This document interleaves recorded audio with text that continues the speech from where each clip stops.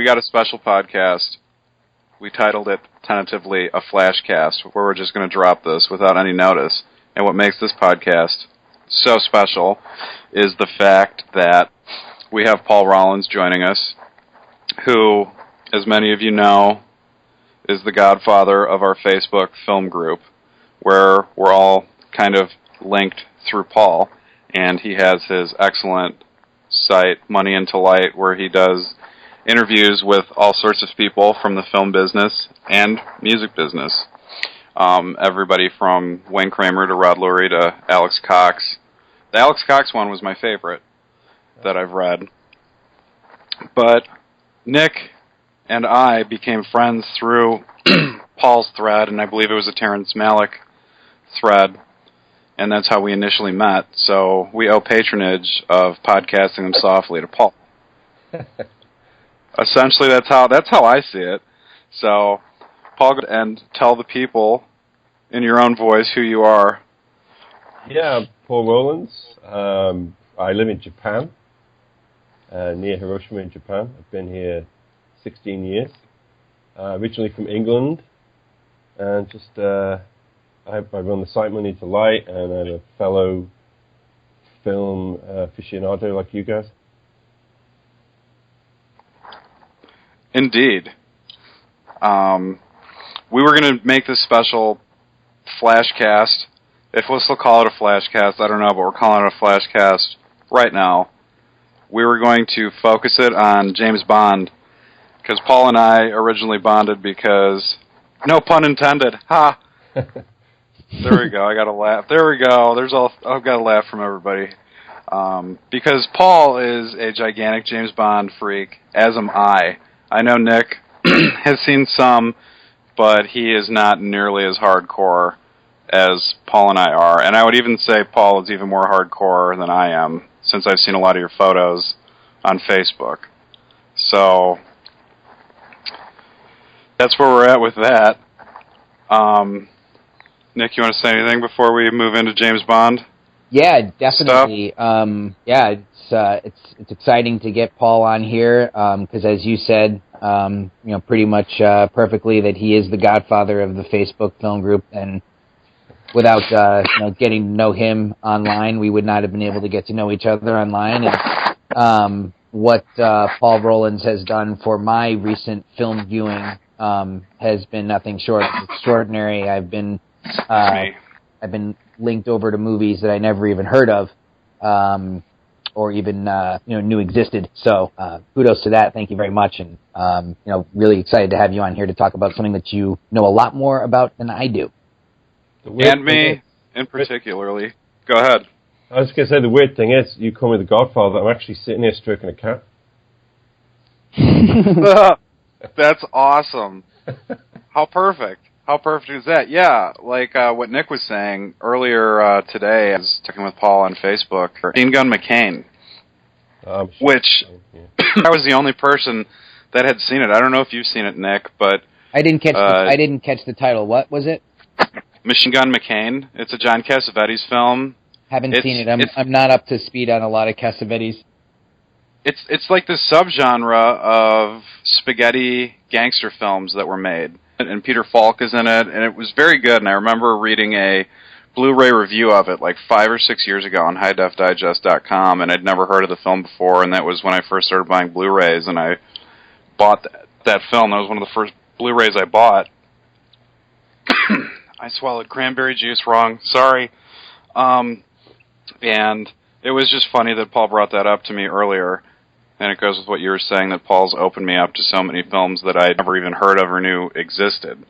Like Roar, both of you guys are all up on that, and I need to buy that. Same with what's the film you just got? The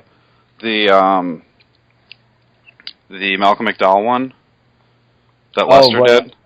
Royal Flash, which I'll be experiencing tonight for the first time. I'm greatly anticipating it based on my repeated viewing of the trailer on YouTube. I know. I've watched that trailer on YouTube quite a bit since you sent it to me, and you're like, you need to watch this now. It's one of the funniest trailers I think I've ever seen, from the voiceover implicitly stating that the movie is of no consequence, no social consequence. There's no reason for this movie. It's hysterical. I can just tell already that it's going to be my cup of lunacy. Paul, you know, and this is probably for a separate conversation at some point, but you're a big fan of the work of Richard Lester, and I am to a certain degree. I'm getting a chance now to see the earlier stuff. Oh, interesting. I have the Three Musketeers and the Four Musketeers. There is now that I've went region free, which is liberating and wonderful. I just picked up. I purchased it earlier today. There's a Blu-ray of Three Musketeers and Four Musketeers. Paul, you must know about this. From England, yeah. Yeah, I purchased that today. Could be wrong, but isn't there? Did I see that there was a third one on there as well, or is it just those two? No, the UK edition's just got the first two films on it. Okay, so that's the one I grabbed. I know it's the UK version, so it'll show up in a couple weeks. That'll be a lot of fun to rewatch. I watched the Three Musketeers a lot when I was a little kid. Have no recollection of the Four Musketeers if I even saw it. So that'll be fun to get a chance Definitely to see. Definitely need to watch them back as well, I think. Yes. So between those two, Royal Flash, and just recently watching Petulia, which, as I said, to you earlier, it is basically crimes against cinema that movie is not available on a Blu-ray format, and hopefully somebody somewhere puts it out, because I was sad to send the disc back to Netflix. I needed to watch it again, but I want to get the next thing. It really requires multiple viewings. It's an awesome film. Just can't stop thinking about it. Is it out of print? I don't know if it's out of print. I noticed on Amazon that they're selling it for $50, and there's like used copies available for $35. And I got to check eBay and see if somebody's has a cheap version on eBay. But it was damn good. It was really cool. Leads me to believe it's out of print, unfortunately. Damn it. I think that anybody that loves David O. Russell will love Richard Lester. What'd you say? I think that anybody that loves David O. Russell films will love Richard Lester films. I would, based on what I've seen, I would definitely say the same thing. It's a mix of comedy and drama, and this sort of just weird tone where it's back and forth between multiple things, and just got a great sense of humor. I mean, Steven Soderbergh has gone on record numerous times saying how he was totally influenced throughout his career by the works of Richard Lester, and I can't help but feel that, his decision to score The Informant with a kazoo possibly was born out of his love for the madcap of, Richard Lester. Because if you think about The Informant, that movie, if you score it a different way, it's a totally different movie. Yeah, definitely. Remove some of the remove some of the more, obviously satirical performances, and you almost have like the ingredients for a Michael Mann movie. Like, imagine The Informant scored with like an ambient Michael Mann score. With the Insider score? Yeah, exactly. It's like a totally different film. But instead, he scored it with a fucking kazoo. And I think it's just so funny. I think it just underscores the mental insanity of the Matt Damon character in The Informant. I think that movie is just amazing, The Informant. I don't know how you guys feel about it, and we won't digress too much before we get on the topic of Bond, but that movie really just tickled me. That interview book, right, with Lester. Have you read the that? What? Which one? Did a book of interviews with Lester. I don't have that book, but I am aware of it, and I should get on that. Yeah, it's great fun. I think it's called Getting Away with It.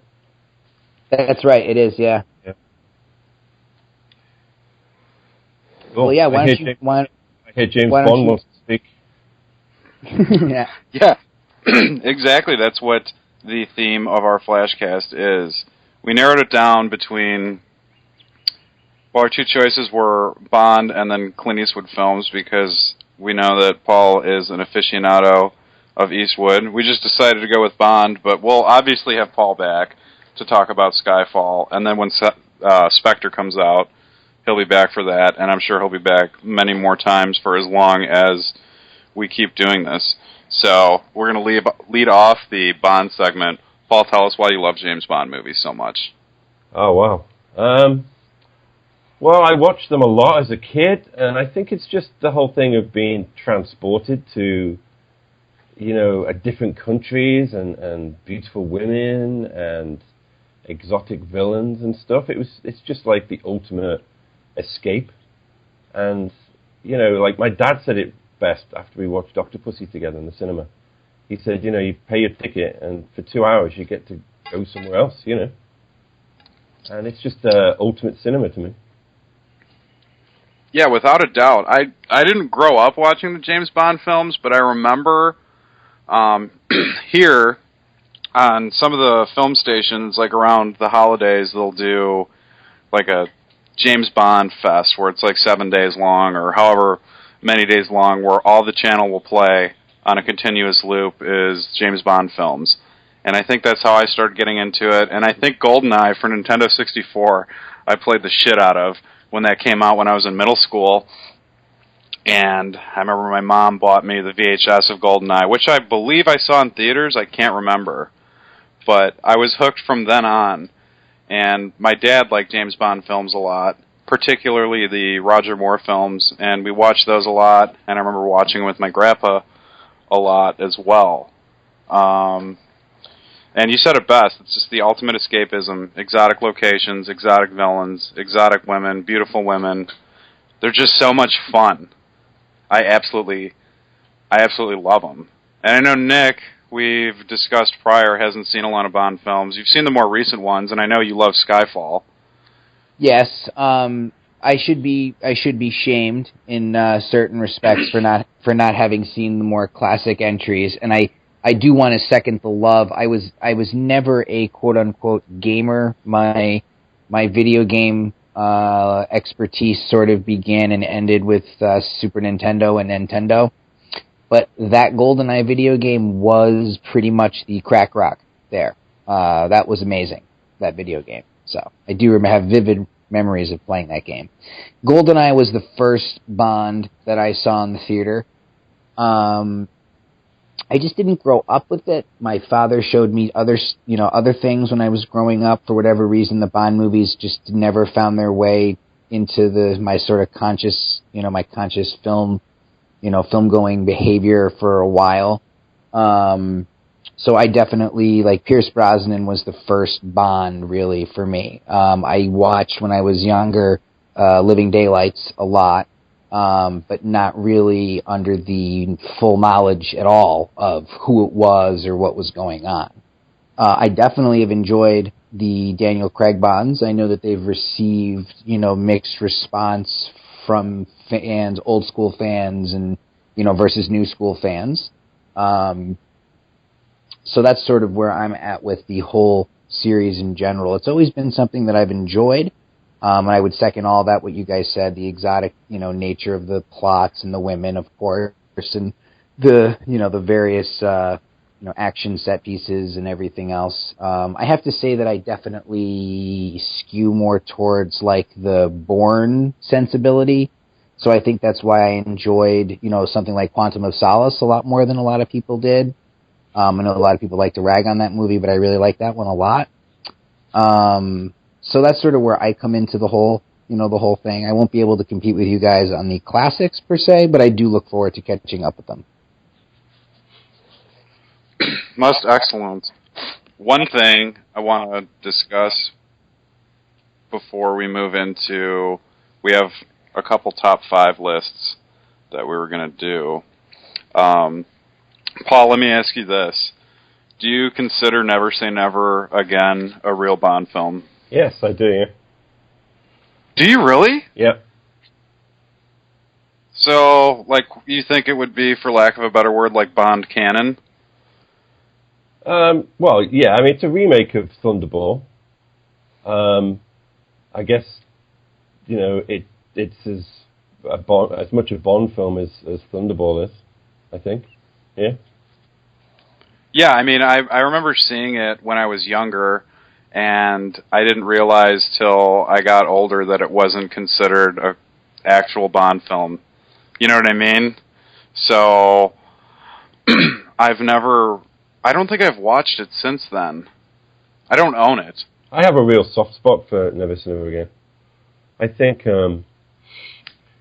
it's an interesting thing because Never Say Never Again has an aging Bond who is forced to kind of look at the situation of like, you know, whether he has a role anymore, whether like as an older agent he has a role, or whether, you know, his job has a role, which was later used in Skyfall. You've also got M as a kind of a penny-pinching bureaucrat, which is how M was presented in Goldeneye. You know?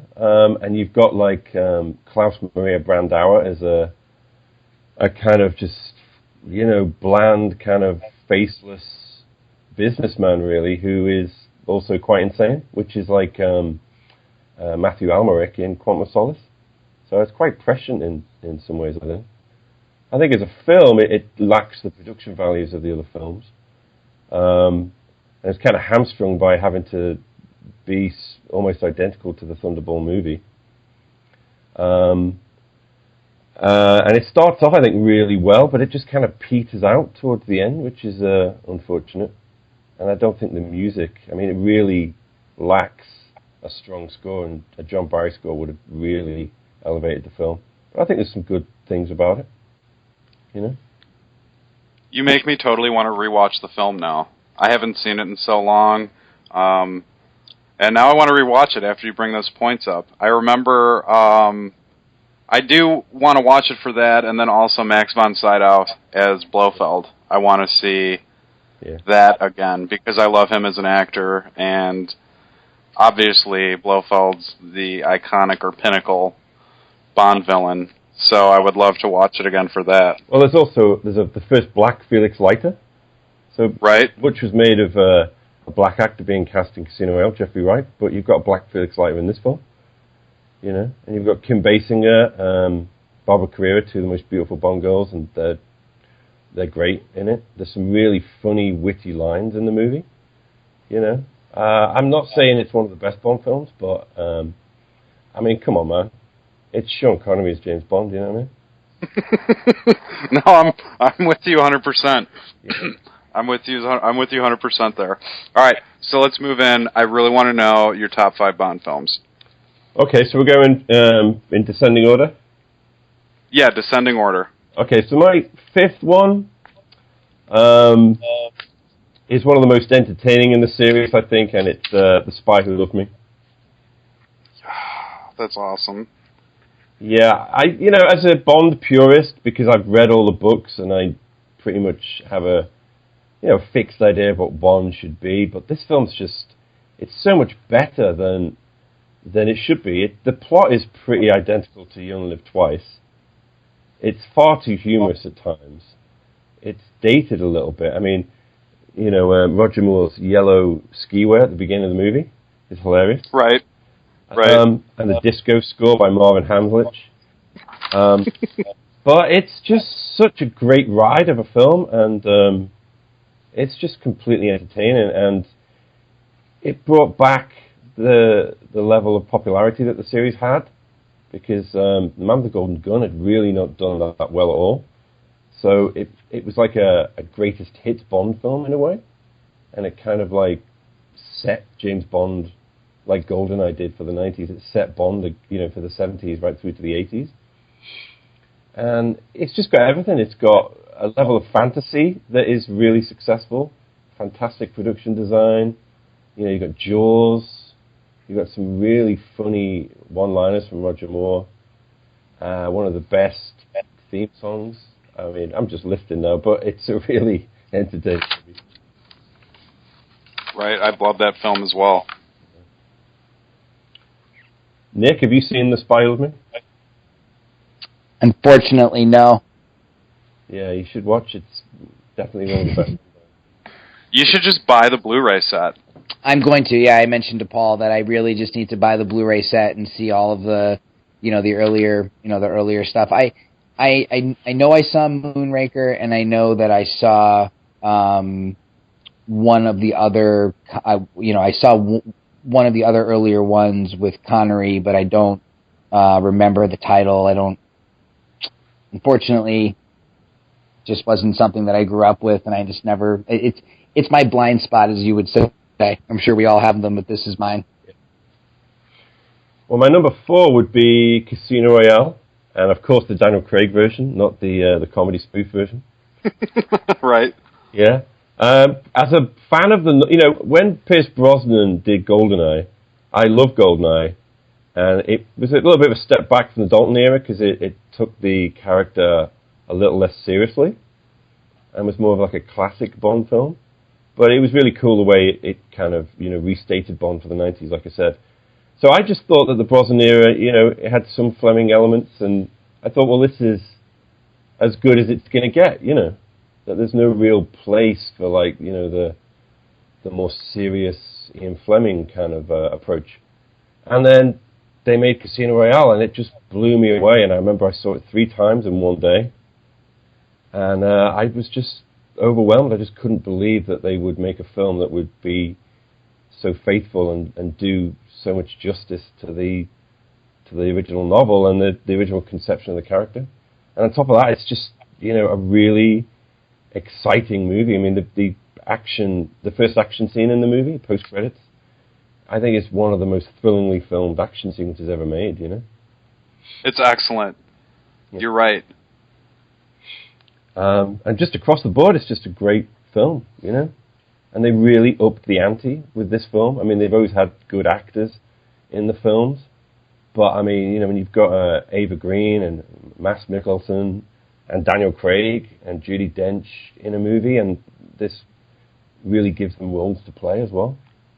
So yeah, it's interesting how they've taken casting with the Craig films, where each one they kind of up it to where they're adding more well-known actors, I should say, or critically received actors, as opposed to the older films just kind of being staples in film and stuff like that. I think it's very interesting how they've progressed forward with everything, with the inclusion of Ralph Fiennes and everything like that.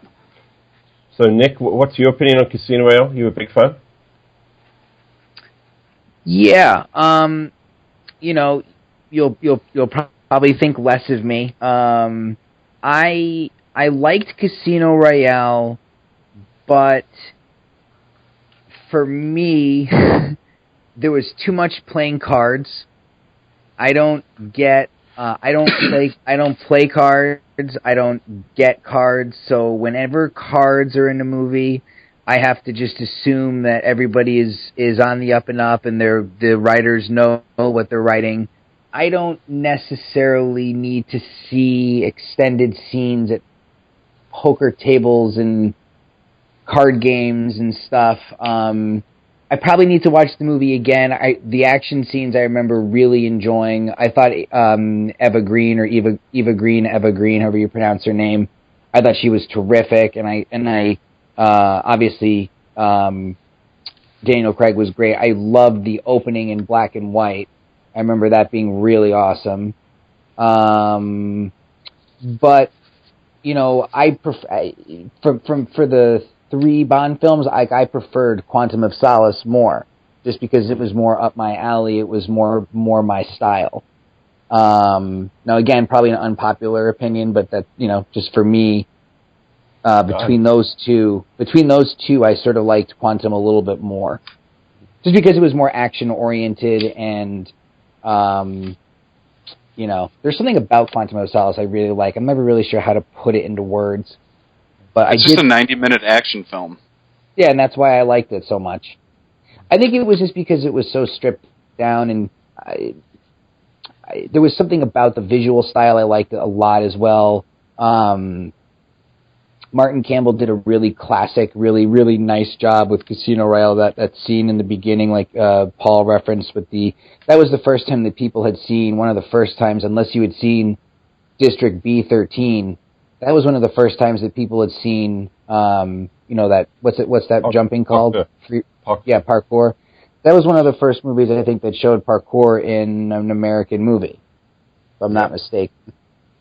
Yeah. So, I owe it to myself ahead. to check it. I owe it to myself to watch it again. Right. With regards to the poker scene, in retrospect, I don't like it as much now as when I saw it in the theater. But Paul, you can correct me if I'm wrong, but I've always looked at Bond films as a reflection of society and or cultural fads of the time. Yeah. Because at the time with Casino Royale, that's when like the World Series of Poker was on ESPN 24/7, and the Travel Network would have like their own Texas Hold'em tournaments. So Casino Royale came out at the time of like the peak of Texas Hold'em being so popular and that's very true. Yeah. So well, can I also say that when I heard they were making Casino Royale, I did not think for 1 minute that they were going to make the card game the centerpiece of the story, like they did in the book, and I didn't think that they would have Bond being stripped naked and his nether regions being attacked. So I was amazed at that they went with that, Right. Yeah. So. Yeah, I think that. I mean, I think that it would be false to think that the popularity that Bourne spurred on didn't sort of influence even Casino Royale to a certain degree, the grittiness and the more realistic. I mean, like, I don't know, man. But I mean, just hear me out. By the time that Pierce Brosnan had run his course playing Bond, the movies were. Die Another Day was it was a disaster. I mean, it's a joke. It's a cartoon. Like, it's not even like enjoyable on a silly level for me. And they got too bogged down with gadgets and disappearing cars and just action that made no sense, in the grand scheme of things. And then Bourne comes along and sort of reinvents the spy thing, takes Bond motifs from Bond and a different spy, obviously. But there's no way that the new Bond movies haven't been influenced by some of the aspects of Bourne. Not necessarily the Paul Greengrass, run and gun, shaky cam, quote unquote aesthetic. Just to preface, huge Paul Greengrass fan, absolutely love the Bourne movies, especially the third Bourne. I wrote an essay on Quantum of Solace, and I mentioned like stuff like Bourne, the Bourne influence in there. I think it's been overstated, the influence. I think that the success of Bourne made the approach to Casino Royale something that they could get away with. Yeah, absolutely. Yeah, not the fact that they wanted a lower budget, that Sony wanted a lower budget, but also, I don't know whether you know this, but after Die Another Day, there was going to be a movie, a spin-off with Jinx as the lead. Halle Berry's movie. We talked about that forever. That script was written by the writers of Die Another Day, Neil Purvis and Rob Wade, and apparently that was like a real back-to-basics kind of hard-edged thriller that Stephen Frears was going to direct. So I've heard, through the grapevine and from what I've read on the internet, that because that film didn't get made, that kind of approach found its way into Casino Royale as well. In fact, I think the writers on that in one of the documentaries, yeah. So I'm glad that Halle Berry movie didn't get made. So should I go into my number 3? Go ahead. So my number 3 is the immortal Goldfinger. Boom. So, I mean, Goldfinger is just the perfect kind of encapsulation of what became the formula, It's just a classic film, and in some ways they've tried to repeat Goldfinger in some way. Like every time they make a Bond film, they're hoping that there's going to be a bit of the Goldfinger magic there. I think it was a really great film because it really they brought in a new director, Guy Hamilton, who replaced Terence Young from the first 2 films, and he saw the formula a little bit differently.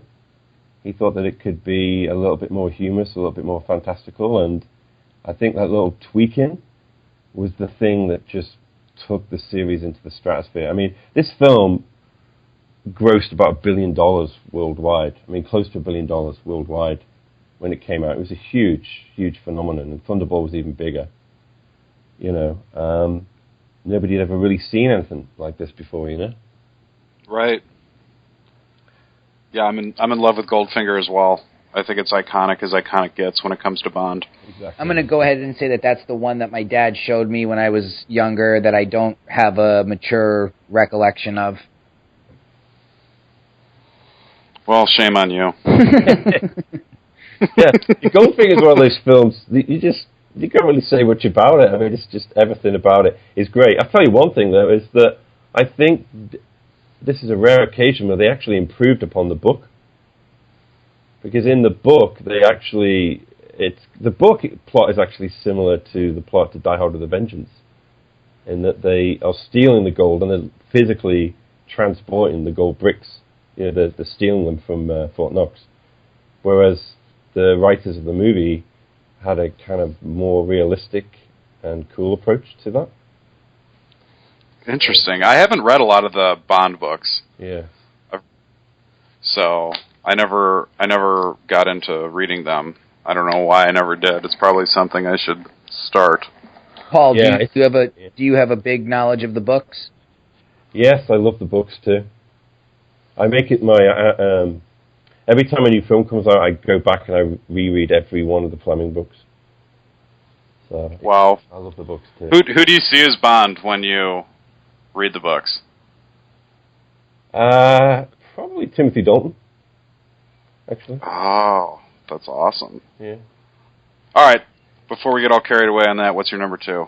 My number two is From Russia with Love, which, again, is it's just a great film, regardless of its status as a Bond film. And I think, the Daniel Craig films kind of are in line with From Russia with Love. From Russia with Love is it's one of the oddest books, because in the book Bond doesn't appear until I think it might be, I can't remember now, but there's a fair number of chapters until Bond appears in the book. So this was a really good adaptation of one of the at that time most uncharacteristic Bond books. I just think that it's just a great film, and I think the single best scene in any Bond film is in this movie, and that is when Robert Shaw has Sean Connery on his knees, and there is a gadget to help Sean Connery, but he's got to get to it. He's got to use his wits to get to his gadget to defeat him. And I think that is the single best 5 minutes of any Bond film. And every time a Bond film gets back to that kind of feeling, it's when Bond is best. I have to rewatch it. I haven't seen that film in a while. Yeah. Wow. That makes me just want to pop it in tonight after we're done recording. I've done my job. Robert Shaw is fantastic in that. Yeah, yeah. And absolutely. If you read books about Robert Shaw, you'll see that Robert Shaw kind of had a little bit of a rivalry with Sean Connery at the time, because he felt that maybe he should have been the star. He should have been the bigger star than Sean Connery, and I think that played into their scenes together. And I think that really kind of adds something to their scenes. I'm definitely watching From Russia with Love when we're done. Yeah. And just to tie into Richard Lester, Robert Shaw and Sean Connery reunited on the Richard Lester film, Robin and Marion. Love that movie. Yeah. That's probably the only Richard Lester movie I own. When Nick was talking to me about him, I own that on DVD. Yeah, wonderful movie. And my favorite Bond film of all time is On Her Majesty's Secret Service. Yep. Yeah. Which, I could talk for hours about this film, but, a lot of credit that Casino Royale gets, On Her Majesty's Secret Service has been there before. In this movie, spoiler alert, he loses his wife. So there's that level of pain that Bond has that he hadn't experienced in Bond film before. James Bond was married. George Lazenby gets a lot of stick for his performance, but he plays Bond as a human being and kind of gives Bond a soul in this film. Lazenby was amazing, and yes, Nick, spoiler alert, but the film ends with Blofeld, not Blofeld directly, but Blofeld killing James Bond's wife on their wedding day.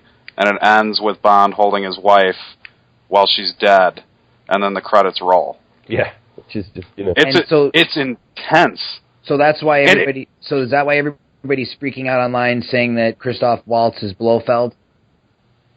Well, Blofeld is iconic because he's in all the Connery films, and you don't see him until You Only Live Twice. Yeah. You don't see him. That's when Donald Pleasance he's front and foremost, and then On Her Majesty's Secret Service comes out when Connery's done, and Lazenby takes the reins, and Telly Savalas plays Blofeld. And then after the murder of his wife, it sets up Diamonds Are Forever, which is the film Connery returned to, and he's on a mission to kill Blofeld.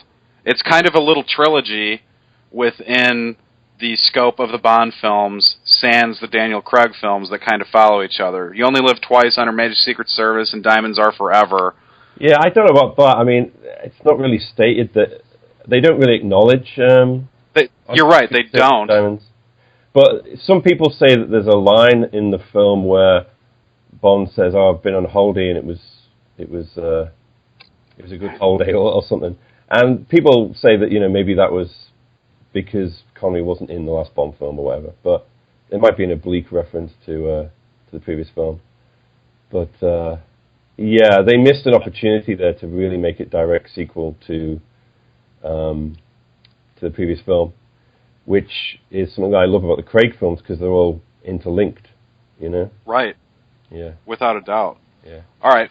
Well, I'm going to get into my 5, and I will go descending. Okay. My 5th one is License to Kill. Okay, yeah. I absolutely love that film. I remember when I first started getting into Bond film when I was younger, I would keep renting that from the library when I was with my dad. And it was so real, and it wasn't like the previous Bond films I'd seen. The Connery films, they were more, License to Kill is more like the Connery films to a certain extent. I love the Roger Moore films, but those are fun and a little campier with more humor added to them, I would say. But License to Kill, I love everything about it. I love the theme song. I love Dalton as Bond. I loved Robert Davi as the villain. He was Scarface-esque. It was real world-ish. Yeah. I absolutely loved it. I love it because, in a way, I love Dalton. I love that Dalton was the last Bond to smoke a cigarette, and I think it's iconic up until that point where Bond smoked cigarettes. Every time I think of Sean Connery, I think of Dr. No, Bond, James Bond, and he lights his cigarette and looks up at the chick. Yeah. You know what I mean? It's iconic to that character. So that's my 5th one. Yeah, I think it's also interesting that, a lot of people had a problem with the violence and the approach to the character, but if you look at someone like Dr. No, where Sean Connery shoots the guy in the room, Professor Dent, Anthony Dawson, he does it in a very cold-blooded, ruthless way, which is pretty much, the approach to the character in License to Kill.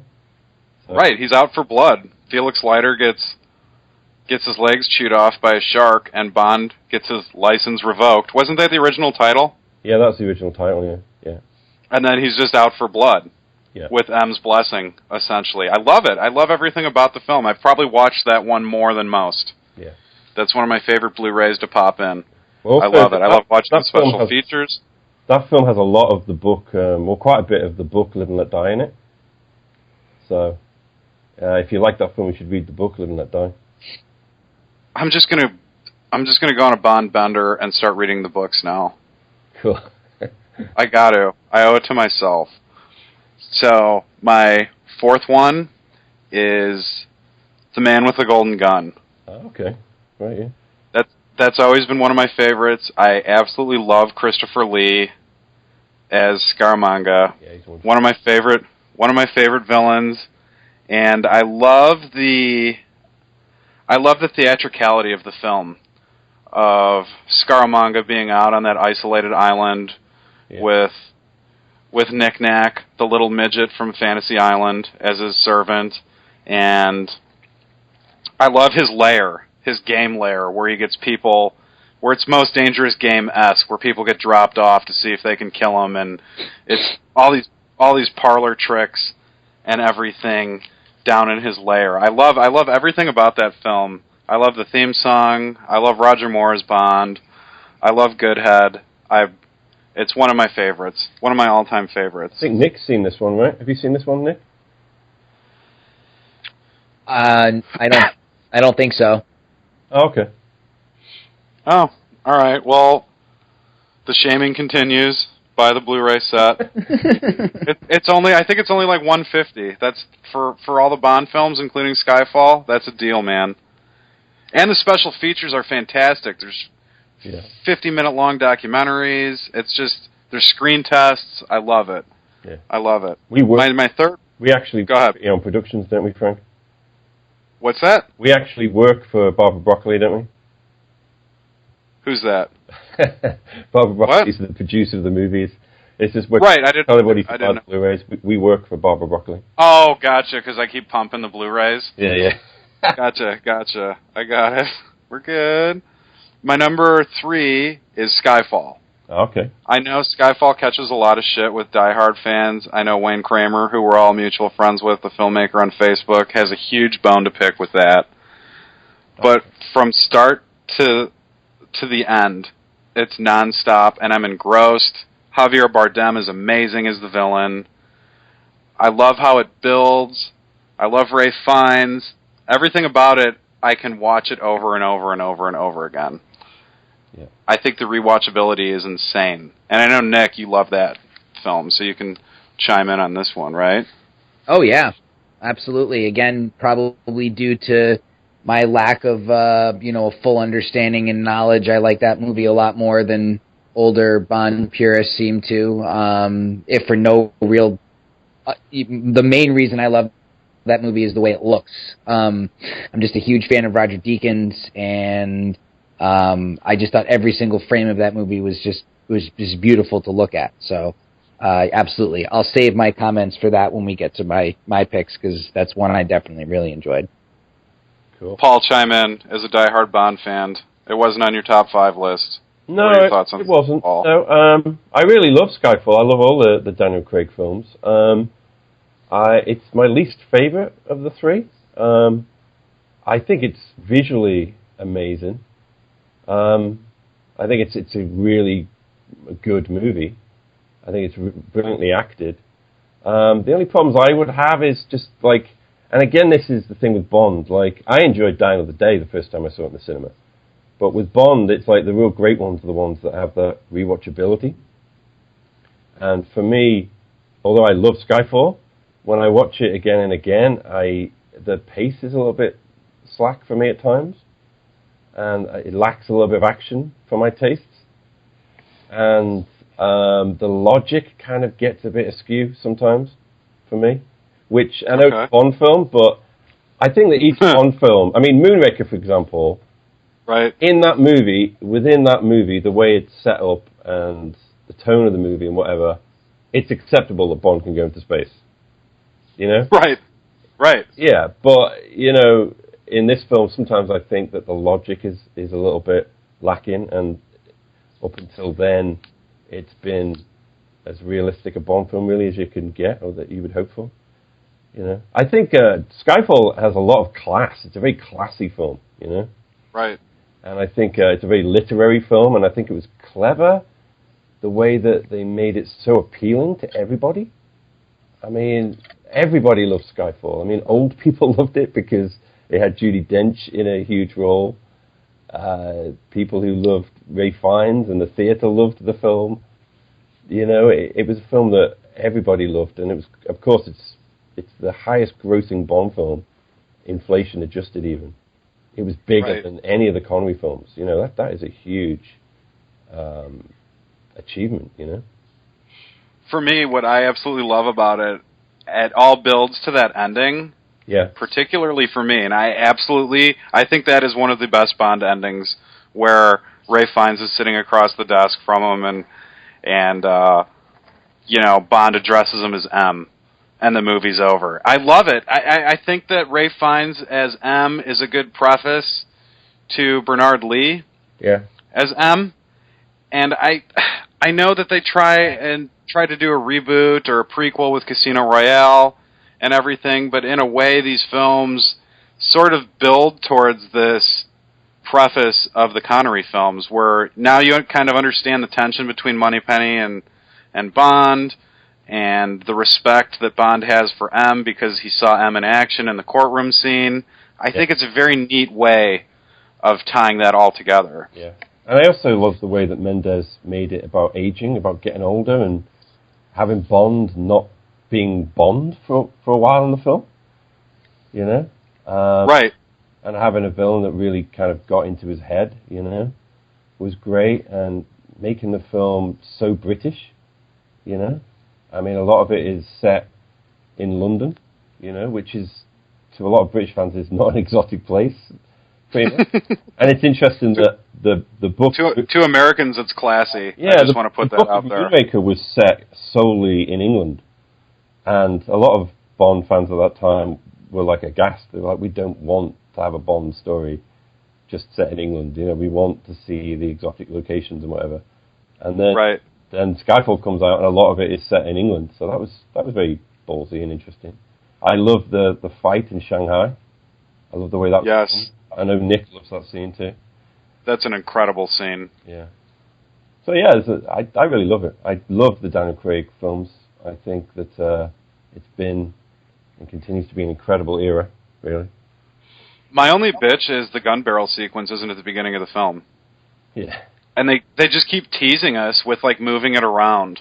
And now it's at the end of the film, and that's how it closes. It's like, that's my biggest complaint with the Craig films. I want the gun barrel sequence at the beginning. Yeah. Well, that's what I want. What's interesting is that at the end of Casino Royale, it was meant to be that Bond, the Bond that we love and know, that we know and love, is here. But then in Quantum of Solace, he's still not quite there. And then in Skyfall, he's still not quite there, you know? So I wonder if the end of Spectre is going to be like, oh no, Bond is exactly where he needs to be right now. I hope so. I'm looking forward to Spectre. I know we all are. It's going to be intense. My number 2 on my list is Goldfinger. I couldn't have said it any better than what Paul said. That film is as iconic gets. Yeah. I think of that as the film that starts the Bond franchise. Yeah. So I'm just going to move on to number 1. I'm sure Paul might know what my number 1 is, but On Her Majesty's Secret Service is my number 1. Nick, you need to see this if you're going to see any of the Bond films. I mean, if you're going to get the set, which you hopefully do, just start in order and pound them out. But On Her Majesty's Secret Service is by far my favorite, and I still think it's the best Bond film. Paul covered everything greatly. With regards to that film, I love Telly Savalas' Blofeld. I think that's genius casting. Love it. He's a change of pace from Donald Pleasance. He's a bit more menacing, more sly. He's subtle. He doesn't have the scar on his face. He's not as an iconic looking villain as he was prior to the prior film. I absolutely love, just to touch on 2 things, On Her Majesty's Secret Service, I love the tongue-in-cheek reference to Lazenby as Bond. Yeah. At the beginning of the film where he sees Tracy on the beach and he's chasing after her and she runs away from him or something, and yeah, she's trying to kill herself and he saves her. Yeah, George Lazenby looks into the camera and says, "This never happened to the other fellow," which I think was absolutely genius of them to address that Connery's gone. It's like, oh, this new guy's playing James Bond. This has never happened in cinema before. Apparently, we've never had it on the set all the way through the film. Apparently. That's awesome. I love it. And the directors just say what you always say. I love that. And then, obviously, the ending. The ending seals it for me. It's so bleak and drab, and we'd never had an ending like that in a Bond film until the Craig films came out. And I think the action sequence is edited and directed by John Glenn and Peter Hunt. It's kind of a precursor to Paul Greengrass's Bourne movies, which should make Nick order it right now. Right. Some of the action sequences are sped up.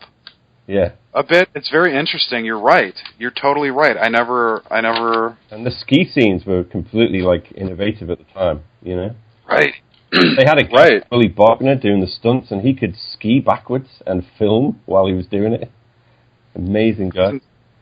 It's insane. I love the documentary that's on the Blu-ray, and it was on the MGM DVD. Yes.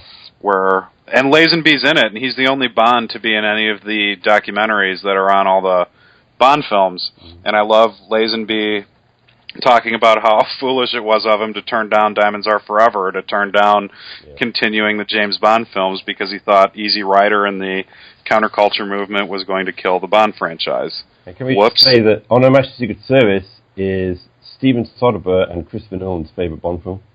So there you go. There you go, Nick. More reason to see it.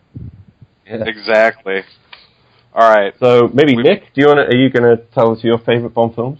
Yes, Bond. Yeah, definitely. I mean, for number 5, I would just go because it was the first exposure I ever had to Bond. Would be The Living Daylights. It was the first time I ever saw the character in any way, shape, or form. Didn't have an understanding really of what it was that I was watching, but I watched that movie a lot when I was younger, and I really enjoyed it, and I look forward to catching up with it again in the grand scheme of the whole series.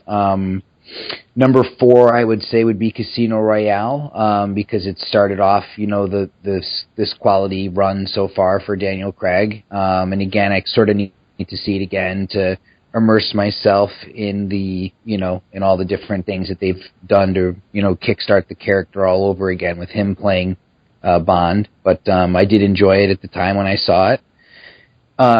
GoldenEye would be my number 3 because that was the first Bond film I saw in the theater, and totally enjoy that movie. I mean, I even watched it last year, I think, and it was the first time I had seen it in a long time, and just enjoyed that movie thoroughly. Martin Campbell, who did Casino Royale, he did a really nice job with that one as well. I think that Martin Campbell probably really got Bond. I think that he understood the right mix of drama and action, at least from all the things that I've seen. I would bet money that they get another Bond actor that he will do the first one. Right? Yeah. Very coincidental. Yeah. Say that again? I said when they replace Craig, I'd bet money that they would get Martin Campbell back to do the first movie. Yeah. It is kind of funny that Martin Campbell kicked off 2 new Bonds. Is there another director in the series that was responsible for 2 movies where they went off? I don't think. No. Well, that's good. Interesting to note on top of it. Number 2 for me would be Quantum of Solace. To Frank's point, it was a 90-minute stripped-down action movie, and that's kind of what I really enjoy watching. I love to interject here real quick. I know I'll make a shit from Paul, but I like Quantum of Solace more than Casino Royale as well. Okay. This has been a fun podcast. I'm sure everybody's going to love it. Can I guess what your number 1 is? You could probably guess, yeah. Skyfall? Yeah. Awesome. So, Nick, why is Skyfall your number 1 James Bond film? It just hit all the right notes for me. I mean, I like the amount of drama. I like the amount of action. I love the way it looked. Especially that Shanghai sequence. Knocked my socks off in the theater. It's totally awesome. I like the nods. Again, don't necessarily know all of the nods that it was probably doing, but I like the classic motifs when he took off in the older car and you had the music, the musical note there. That was nice. Skyfall for me just felt, just solid. I mean, it's the Sam Mendes class, all of his movies. Sam Mendes directed it. That's what it blew me away that they got Mendes to do it. They got Bardem, they got Ralph Fiennes. It's like the perfect culmination. Yeah. Of a film, a Bond film. He's a classy filmmaker. He's made classy movies. They always look great. He gets great actors all the time. He gets a great cinematographer. They always seem to, Paul will probably correct me if I'm wrong, but I don't know of an American. How many American directors have directed Bond, if any? Irving Kershner is American. He did Never Say Never Again, but technically that's not an official Bond. So Irving Kershner did a Bond film, and he was American. Do you think that there's anyone else? No. No, I mean... No.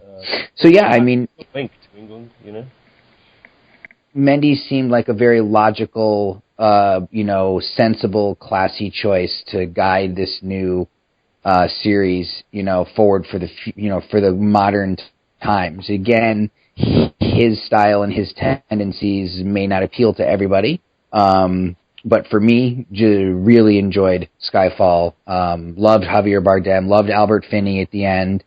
Like Frank said, really enjoyed that ending out on the ice, and the up close and personal violence with the knife, and just really everything about Skyfall really just worked for me. For sure, man, without a doubt. I'm with you 110% there. All right, we're going to be running out of time here shortly. Can I just ask Paul one question, because he'll probably be able to answer? Do it. So, the notion that Christoph Waltz is Blofeld, or could he be Blofeld? So, Blofeld is a villain from previous films that they very well may recycle for modern films. Yeah, Blofeld's the head of Spectre, but go ahead, Paul. Sorry. Sorry, what was the question? Christoph Waltz is Blofeld. Well, it's been rumored. Waltz has said he isn't playing Blofeld, so I don't know. I expect that he will be playing Blofeld, or he is playing a version of Blofeld. Interesting. Okay. Who else would play Blofeld, though? If you cast Christoph Waltz as the villain in the next film, that's called Spectre. Well, there's a rumor that perhaps one of the ladies in the movie is going to be a female Blofeld. I mean, this is all just rumor, so come on, we don't know. That would just kill it for me. And I don't mean to sound like chauvinistic here, but you can't fuck with it like that. Yeah. That's too much. Yeah. Seriously, back me up here, so I'm not the only one that sounds like an asshole. Well, I don't know enough. Depends how they do it, All right, that's fine. I love women. I have all their albums. So it's been great talking with Paul, Rowlands, Bond aficionado, and Frank, and obviously I have a lot of catching up to do. We're going to sort of make this a recurring special leading up to Spectre. We're going to do some of these flash podcasts and get into the different eras of Bond, discuss the various actors to play, pick some movies here and there to talk about in depth. Again, all leading up to the release of Spectre later this fall. And Frank and I will be back this weekend on Sunday with a new regular podcast between the two of us. Thank you very much, Paul, for joining us for the first of many, and look forward to having you on again. Absolutely, Paul. It was fantastic. We're glad we could have the Godfather on for our podcast. Thanks, guys.